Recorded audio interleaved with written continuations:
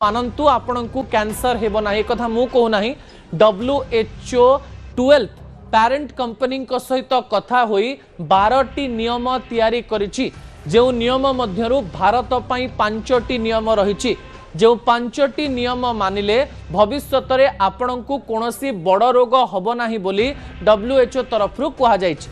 एई 5टी नियम कौन से नियम टीवी स्क्रीन को आनिबा पई अनुरोध करिवि जहा द्वारा आपणकु कैंसर हबो नाही। WHO कहबा पई चेष्टा करिछि प्रत्येक व्यक्ति जदि प्रतिदिन 30 मिनिट चलुछि भविष्यत रे ताकू कैंसर हबो नाही बा बड़ रोग हबो नाही। 30 मिनिट रो चालीर आवश्यकता रहिछि। अन्यपटे सकाळर सूर्य किरण बा विटामिन डी जदि प्रतिदिन अध घंटा कोनोसी व्यक्ति तांको शरीर को नउछि ताले ताकू कैंसर समस्या देखा देबो नाही।